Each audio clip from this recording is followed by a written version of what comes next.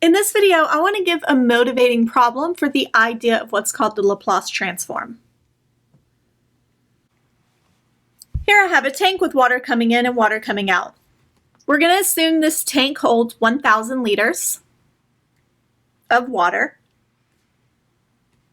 X of t is going to be the concentration of salt in the tank at time t. And we know that initially there are 30 kilograms of salt in this tank.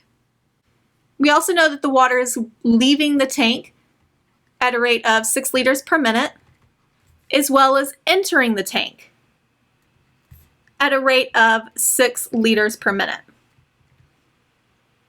And at this point, all we're missing is the concentration of salt coming into the tank. For the first 10 minutes, so if t is less than 10, then the concentration is 0.4 kilograms per liter. However, at 10 minutes it changes to be 0.2 kilograms per liter. So we have this idea of it changing. We have a changing rate coming in. Therefore, if I consider my input rate, I'm going to denote that as IR for input rate. I'm going to call this G of t. And this is going to be a piecewise function. If t is between 0 and 10,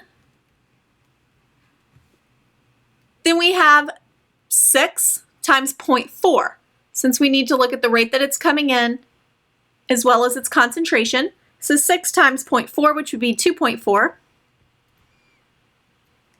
And then after 10 minutes, so for t greater than or equal to 10, we would have 6 times 0.2, which is 1.2. So here's my function. So therefore, if I consider my differential equation, dx dt, we have our input rate, which I'm calling g of t, minus the output. Well, the concentration of it coming out is x over 1,000, since there are 1,000 liters in the tank, times 6, since that's the rate that the water is leaving the tank.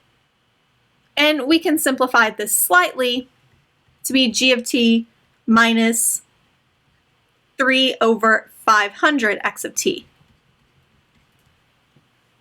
We would have x prime plus 3 over 500x, if I add this term over, is equal to 2.4 for t between 0 and 10, and x prime plus 3 over 500x equal to 1.2 for t greater than 10. So we can see that this is a much more complicated problem to solve. And essentially the way we're going to do it is we're going to transform. And as of right now, I'm going to be very vague on that and just give us the general idea. But this can be transformed into s times x of s minus 30 plus 3 over 500 x of s equal to 2.4 over s minus 1.2 e to the minus 10s over s. So I took a piecewise function and transformed it into something that is no longer piecewise. In doing so, I went from x being a function of t to x being a function of s. So I did have to change my domain. And the really nice thing about this is an algebraic equation. I don't have any derivatives, so I can solve this using algebra. And this type of transform is known as the Laplace transform. So we can use algebra to solve this equation for x of s, and then we use the inverse Laplace transform to go back in terms of x of t. So here's a quick summary of the idea. Before, what we had done previously is we start with a differential equation using our t domain. If we're dealing with discontinuous functions, we would need to break it up into subintervals, do our trial solutions, which is what we've been doing in previous videos where we have an idea of what the solution looks like. We would then use calculus to actually solve this, use our initial conditions to fit the data, and then find our solution. Now instead we want to use our Laplace transform. We're going to transform to the S domain, use algebra to solve, our inverse Laplace transform, and then get a solution.